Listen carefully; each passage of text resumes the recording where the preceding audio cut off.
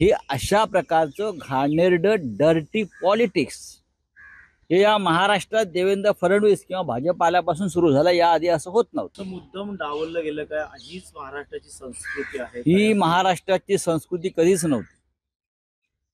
अशा प्रकारचं राजकारण या राज्यात कधीच झालं नव्हतं की ज्या भागामध्ये आपण जात आहोत सरकार, त्या राज्याचा आमदार किंवा खासदार हा आपल्या पक्षाचा नाही म्हणून त्याला त्या कार्यक्रमाला बोलवायचंच नाही.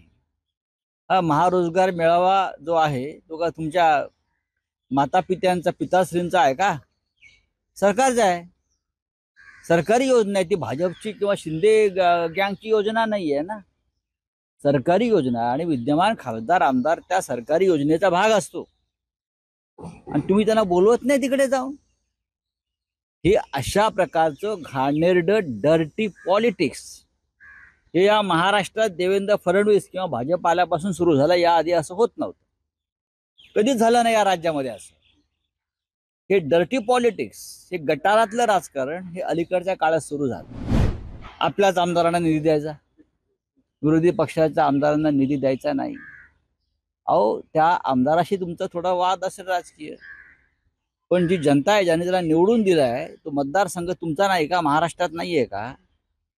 हा कोणता खेळ चालला या राज्यामध्ये? पैसे काय तुमच्या घरी झाडाला आलेत? खोके लागलेत का झाडाला तुमच्या?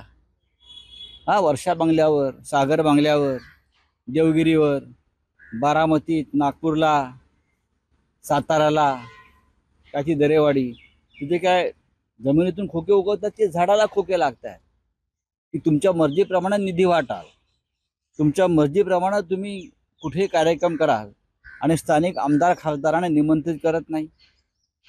हा कोणता खेळ तुम्ही चाललाय? हे अलीकडच्या काळात केंद्रात नरेंद्र मोदी आणि महाराष्ट्रात फडणवीस हे दोन वीर महानुभाव सत्तेत आल्यापासून अशा प्रकारचा ही वाळवी सुसंस्कृत राजकारणाची वाळवी महाराष्ट्राला लागली. राजकारणातील प्रत्येक अचूक बातमीचे सर्वात आधी अपडेट्स मिळवण्यासाठी सरकारनामाच्या सर्व सोशल मीडिया प्लॅटफॉर्मला लाईक, फॉलो आणि सबस्क्राईब करा. तसंच सर्व नोटिफिकेशनसाठी बेल आयकॉन प्रेस करायला विसरू नका.